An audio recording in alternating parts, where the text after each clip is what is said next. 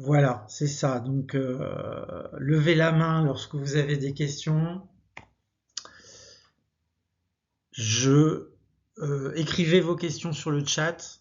Excusez-moi. Encore bienvenue à ceux qui viennent de se joindre. Et puis, évidemment, je répondrai à toutes les questions à des moments un petit peu stratégiques entre chaque partie, etc. Ça permettra un petit peu de lisser l'échange et le discours. Alors, je vous rappelle que on est ici pour une grosse trentaine de minutes. Donc là, on a commencé avec un peu de retard. Donc je vais essayer d'être très synthétique parce qu'après, il y a une autre réunion. Mais rassurez-vous, je vais vous présenter ce que nous proposons en termes de pré-rentrée, donc de la seconde au post-bac, et puis en lien avec notre cycle de conférences sur la question des identités, au fond des identités et du savoir vivre en commun, qui est une question qui va particulièrement être développée que ce soit dans la thématique humanité, je pense pour les écoles de commerce, que ce soit sur la thématique de la paix, et là en l'occurrence on est sur la paix civile, qui est pas centrale non plus dans le thème du concours commun, mais qui est quand même importante. Euh, donc, dans un premier temps, je vais présenter le Jeune Institut que j'ai contribué à cofonder. Ensuite, je verrai les contenus et puis je répondrai aux questions. Et entre les deux, de toute façon, je répondrai déjà aux questions.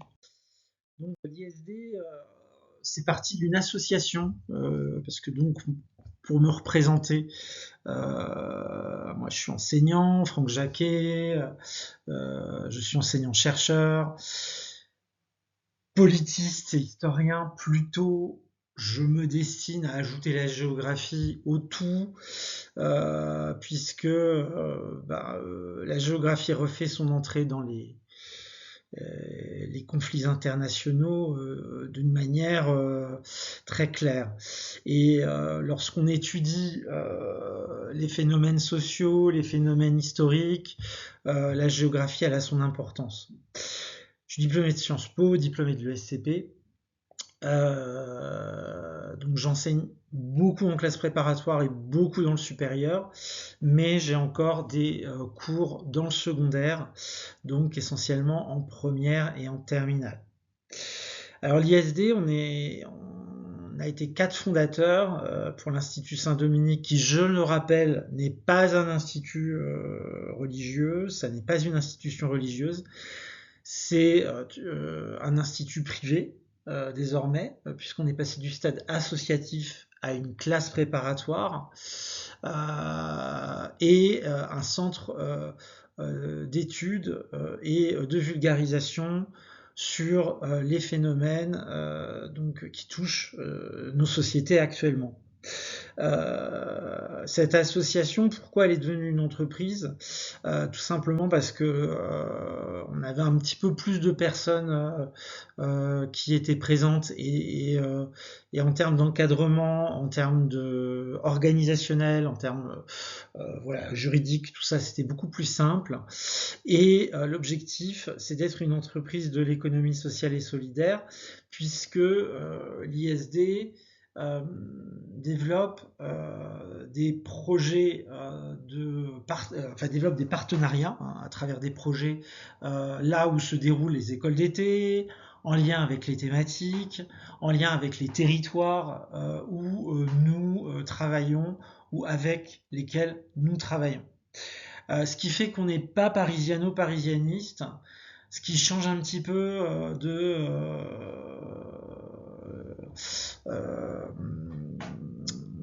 de beaucoup d'écoles.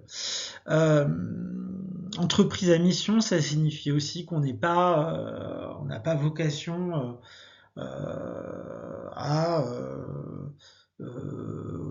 faire du cours pour faire du cours et faire du profit pour du profit. La question, c'est vraiment d'avoir un impact, sur les enjeux que l'on traite. Alors, on est on est très modeste, hein. Euh, L'idée, c'est un impact en termes de réflexion et qui, pour nos étudiants, nos élèves, qui seront peut-être, voire sans doute des acteurs. Moi, je suis passé par beaucoup de classes prépa. J'ai beaucoup de personnes qui sont désormais maintenant connues dans les milieux politiques, dans les milieux économiques, dans les milieux des directions culturelles. Alors, le monde des ingénieurs, c'est moins notre ADN, hein. Il y a d'autres instituts qui font bien ça, hein, par lesquels d'ailleurs je suis passé. Voilà. Et donc, vous le voyez, l'objectif, c'est de parler à tout le monde. C'est pas simplement de parler à l'élève comme un élève, c'est de parler à l'élève comme un citoyen. Lorsque l'on fait certaines activités, on parle à des publics plus larges. Et puis, notre objectif aussi de cabinet d'aide à l'orientation, il est aussi destiné à toucher un plus vaste public que les simples élèves de première, terminale, qui peuvent s'inquiéter. Et on aide beaucoup aux réorientations parce que travaillons beaucoup avec des L1, L2. Les mauvaises orientations, c'est très fréquent et c'est vrai que perdre 1 ou 2 ans, ça peut être très pénalisant pour la suite. Et ça, c'est vraiment des vous voyez qui sont assez cohérents et qui sont pas du tout l'ADN d'autres organismes. Et je dévalorise pas du tout les autres organismes. Je dis simplement qu'on a un autre ADN qui se traduit dans notre politique de prix, qui se traduit dans notre politique d'implication des élèves et des candidats, qui se concrétise aussi géographiquement, hein, avec un étalement et une volonté d'intégrer plus largement l'espace français et pas simplement de rester au cœur de Paris. L'Institut Saint-Dominique, donc vraiment, je l'ai dit, je l'ai déjà pas mal développé, donc je vais aller assez vite. Ce que je voulais insister sur le fait qu'on fait participer nos élèves et nos étudiants à des prépa projets, ce sont des projets citoyens qui sont définis par cycle. Et ces projets citoyens, ils permettent de faire participer, selon le niveau, selon les compétences, selon les appétences de ces élèves et de ces candidats, à un seul projet qui va prendre part dans un territoire ou par rapport à une thématique. Un jeu sérieux sur le développement durable d'un territoire, etc., etc. Pour prendre cet exemple qui a déjà été développé, ça nous a permis, pour celui qui voulait tenter les écoles de commerce, de déjà travailler un petit peu sur ce qu'était que pour certains, c'est quoi la communication, c'est quoi les métiers du marketing, comment les choses se financent, comment on organise et comment on crée ce type de jeu, quels sont les enjeux du jeu et comment on crée des règles. Ça, c'est de la philosophie. Et pour certains s'impliquaient plutôt dans cette partie de tâche-là. Donc là, l'équipe pédagogique, elle a pour but d'encadrer et d'orienter, évidemment. Et donc ça aide à l'orientation, parce que ça aide à savoir un petit peu ce qu'on sait faire, ce qu'on aime faire, ce qu'on voudrait faire. Ça aide à gagner en compétences dans les domaines qui finissent par être ceux qui intéressent. Et ça permet de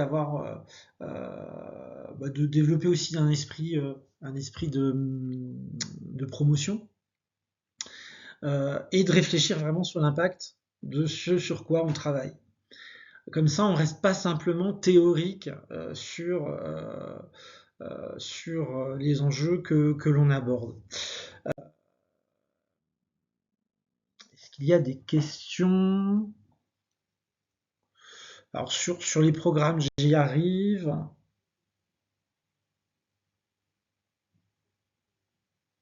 Oui, oui. Alors effectivement, les prépa projets, oui, elles sont proposées à peu près à tous les niveaux. Il y a quelques rares niveaux où elles sont pas proposées.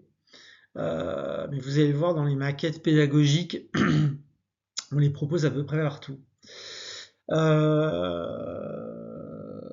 Pour le reste, c'est exactement ce qui va venir. Donc cet été, pourquoi une école d'été? Pourquoi faire une pré-rentrée?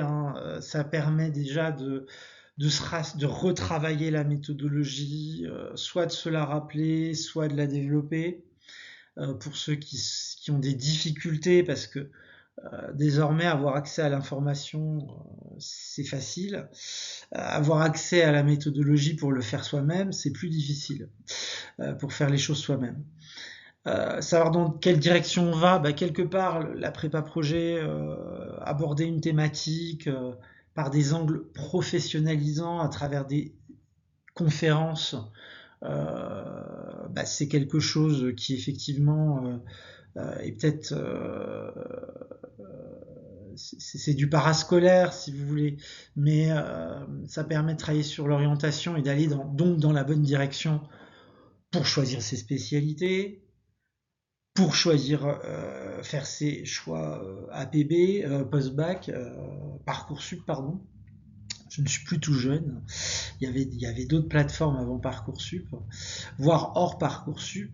Puis ça permet déjà de commencer à s'organiser pour savoir ce qui est le plus important, ce qui est le moins important, et de s'organiser. Si je pense à des post-bac qui ont des concours pour rentrer à des niveaux passerelles, les calendriers sont extrêmement différents selon les écoles parfois.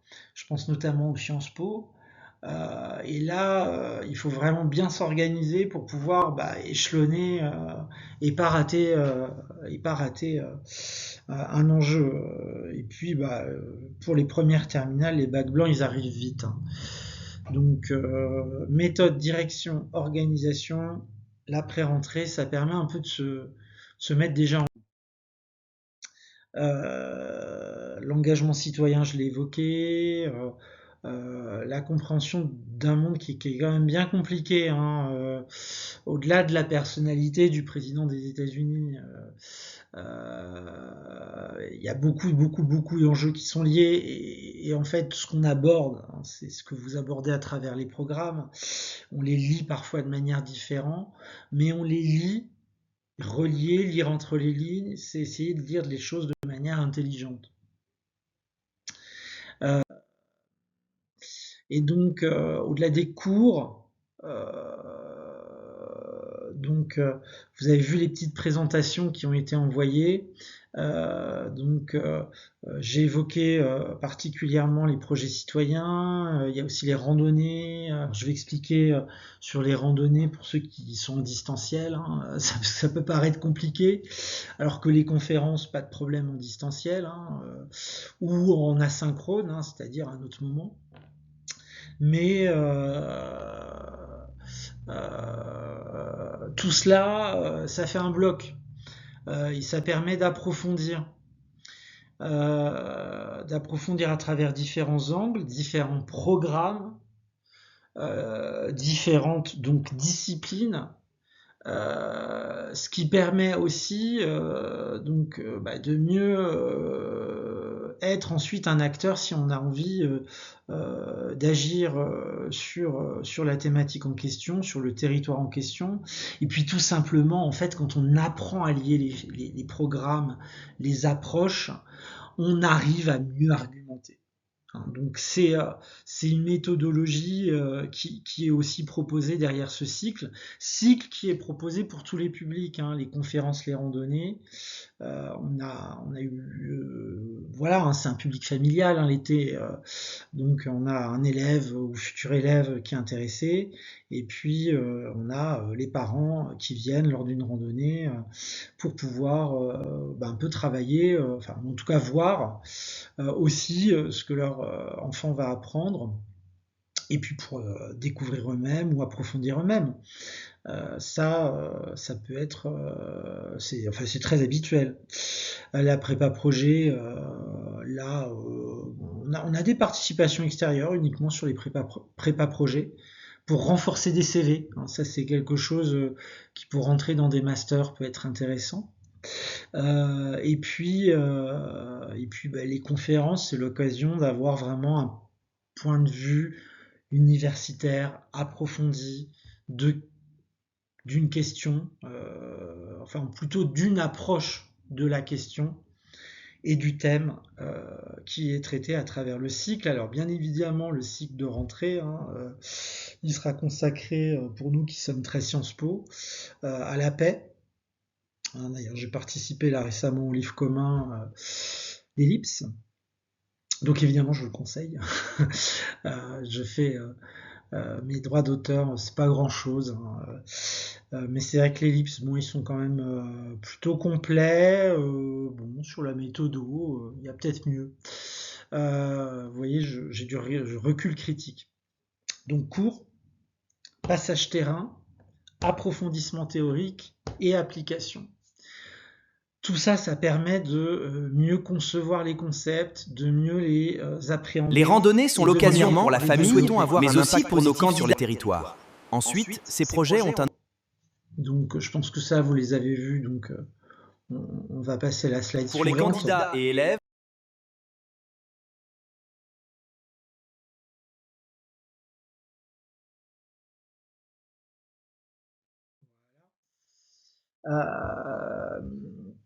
Les conférences qui ont déjà eu lieu, elles sont en cours de montage, et donc elles seront disponibles en podcast. On développe les podcasts pour les temps de trajet, pour des temps qui pourraient être un peu perdus, qui pourraient permettre, alors, je ne vais pas dire être divertissant, mais pouvoir mettre à profit des moments qui seraient des moments perdus en temps normal. Ça peut être pas mal. Donc les podcasts, et sinon en présentiel ou en distanciel. Sur les identités et les conflits d'usage, avec une conférence 4 qui, sur le modèle de l'aménagement et des usages de la montagne, ça va être un petit peu punchy, je pense, parce que un changement climatique, touristification des montagnes. Cet été, on l'a vu, les montagnes sont prises d'assaut parce que canicule. Ça provoque des conflits sur les usages d'eau, etc., etc. Donc, elle va être particulièrement intéressante. La première, la conférence 3 plutôt. D'ailleurs, les deux, ce sera moi. Finalement, Pierre n'est pas disponible. La quatrième est pas très compliquée, et la troisième est vraiment plus historique. Elle permet de venir sur pas mal de programmes en plus du lycée, et de lier sciences politiques, histoire, sociologie, anthropologie. Ça, c'est pas mal du tout pour aller un petit peu vers l'anthropo et la philo aussi, philosophie politique. Les randonnées, donc les randonnées pour ceux qui ne sont pas, puisqu'il y a eu des questions, pour ceux qui ne sont pas présents pour les randonnées en fait, elles sont donc il y a des parties filmées, il y a des documents qui sont envoyés, il y a lors des office hours, je vais y revenir, un développement de vos questions, enfin des réponses à vos questions, etc.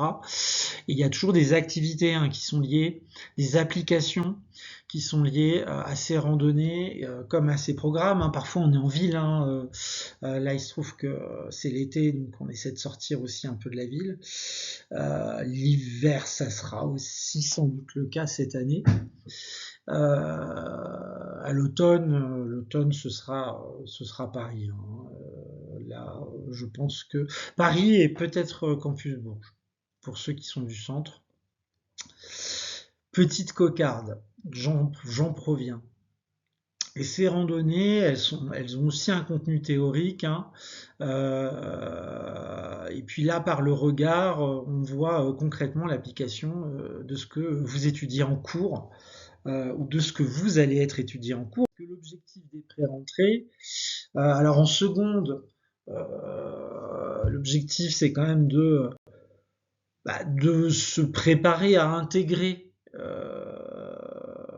un nouvel espace d'apprentissage un nouveau lieu d'apprentissage qui est le lycée, et puis de travailler particulièrement sur l'organisation, apprendre à apprendre, et puis regarder le terrain, vraiment travailler le regard. C'est quelque chose qui est très très, qui est une compétence qui finalement est très en déclin. Au même titre que d'autres, mais c'est vrai qu'à trop regarder des écrans en 2 secondes, au final, on ne sait plus regarder autour de nous ce qu'est notre environnement. Et l'analyse de l'environnement, c'est d'ailleurs intéressant parce que cette expression, elle s'utilise en géographie, elle s'utilise en marketing, elle s'utilise en stratégie, elle s'utilise en finance, etc., etc. Et l'analyse de l'environnement, c'est un benchmark, c'est vraiment quelque chose qui est applicable d'une certaine façon, transposable pour plusieurs objectifs. Pour la suite et pour votre vie. Pour ce qui est le contenu disciplinaire, on est sur le socle, vraiment le socle, avec à l'ISD beaucoup de méthodos. Et vous le voyez, le suivi individualisé, avec toujours un entretien individuel, même sur des programmes courts, parce que là vous le voyez, on a encore 2 sessions pour la pré-rentrée de seconde.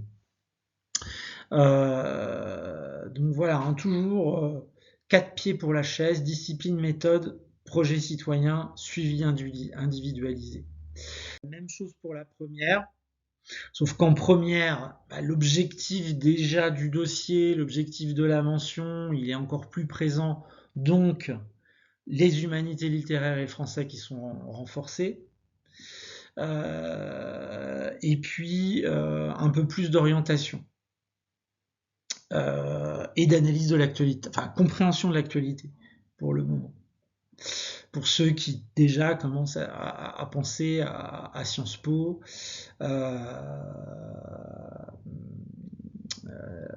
donc d'autant plus qu'on est sur un terrain où on peut analyser, où l'on travaille par rapport à un terrain, où on peut analyser l'actualité de cette thématique ou de ce terrain. Ça permet encore une fois de pouvoir approfondir et d'appliquer des concepts à quelque chose de concret que vous voyez. Terminal, évidemment la philo qui se rajoute, et puis beaucoup plus d'orientation. Puis ce Parcoursup, c'est quelque chose qui est bien borné maintenant, mais qui fait très peur. Il y a beaucoup d'informations. Plus tôt on a les infos, plus tôt on a les nouveautés, parce que du coup, voilà, je suis dans le secondaire encore un petit peu, donc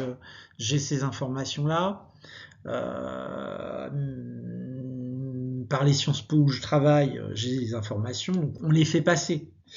Donc ça permet de pouvoir aussi donc très vite prendre une meilleure direction. Ou rattraper du retard pour ceux qui n'ont pas encore d'idée et qui ont vaqué tranquillement jusqu'à la fin du bac de français de première, avec un oral qui aura sans doute été très réussi, puisque tout le monde réussit très très bien son oral. D'ailleurs même l'écrit est surévalué. Là aussi, il reste 2 sessions.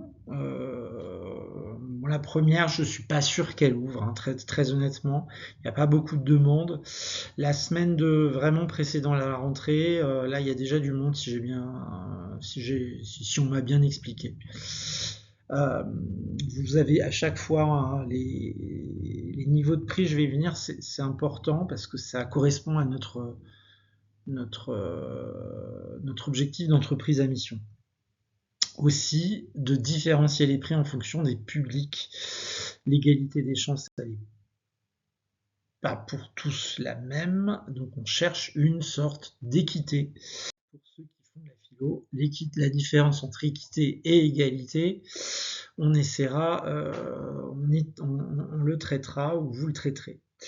Et puis on n'oublie pas ceux qui viennent de passer le bac, qui vont rentrer en CPGE ou dans des cursus de sup exigeants et qui ont passé tranquillement les choses, mais qui veulent booster un peu et surtout la méthodologie et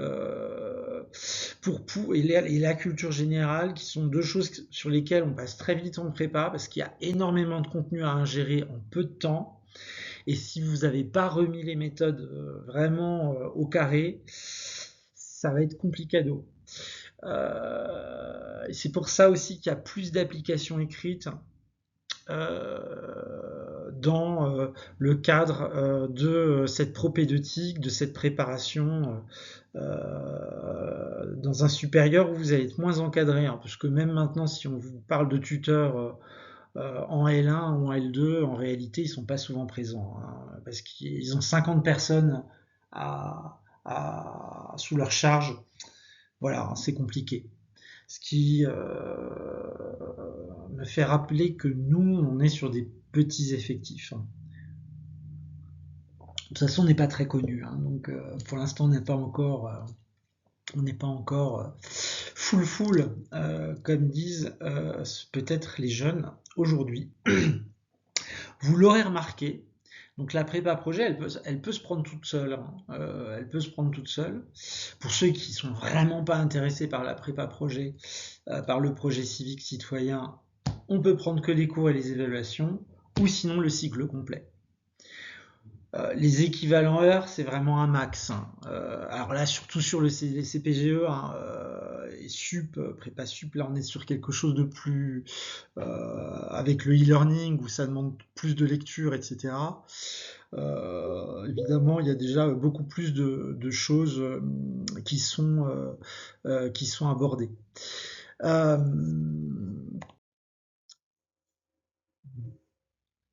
Enfin, le starter, pour ceux qui veulent, qui désirent avant tout, bonjour,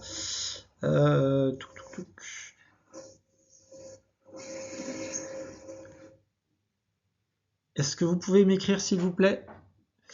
Je termine juste.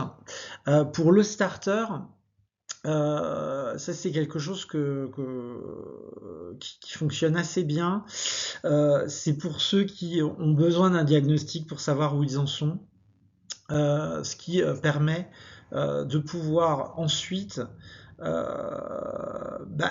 leur proposer une démarche pour pouvoir vraiment rentrer au niveau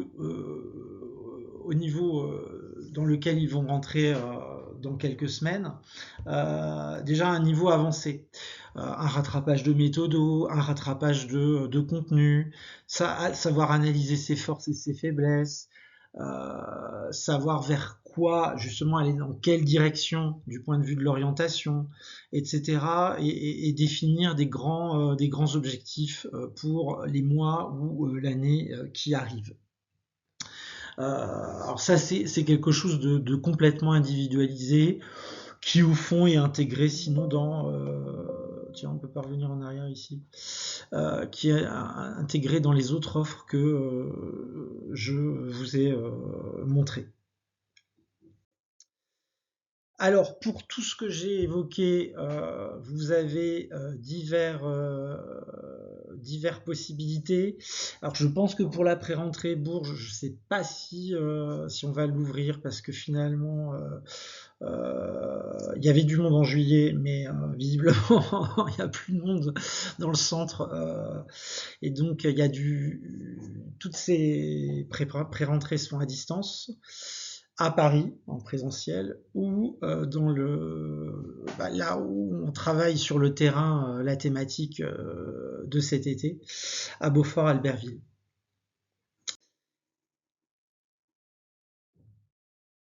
Les inscriptions ou les demandes de précision, bien évidemment, les voici. Vous pouvez bien évidemment nous écrire, nous appeler.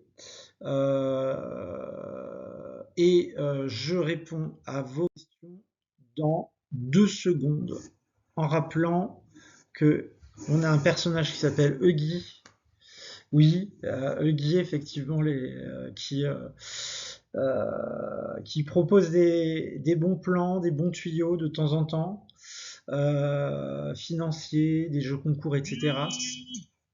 Et puis la question de la tarification. Excusez-moi. Hop. Est-ce que vous pouvez couper, s'il vous plaît, votre... Voilà, merci. Et la question de la tarification qui se fait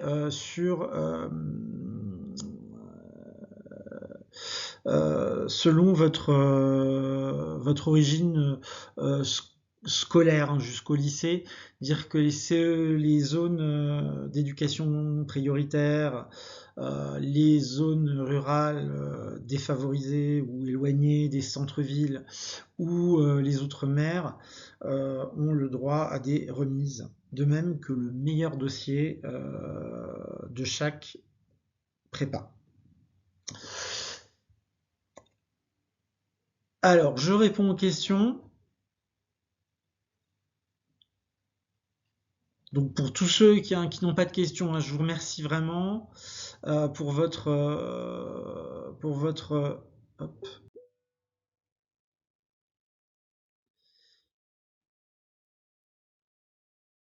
Et donc pour les prochaines réunions, le 12-8 et le 16-8. Et donc pour les questions, alors oui, en ligne directement. Non, rassurez-vous, je vous l'ai dit, hein, petite structure, il y a de la place.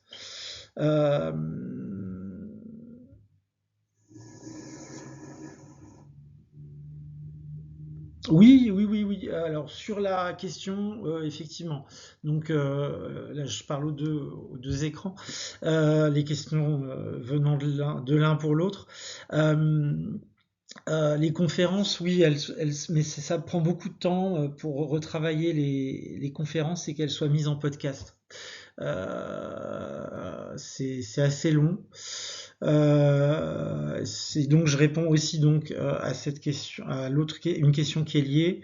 Non, pour l'instant, on met pas en ligne les réunions de présentation. Donc, mais ça arrivera. Mais pour l'instant, on le fait pas, ou tout simplement, pour une fois que l'IA peut faire quelque chose d'intéressant, on fera quelque chose de plus lissé par IA, peut-être. Et puis garder des moments de contact plutôt humanisés, on va dire, pour répondre aux questions. Et pour ce qui est oui, du post-bac, oui, la propédeutique, ce serait plutôt la propédeutique.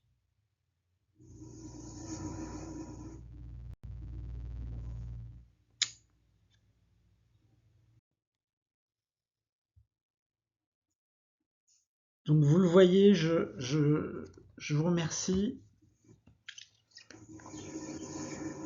Désolé pour le retard, on avait commencé avec un peu de retard. Et bonne fin d'après-midi. Au revoir.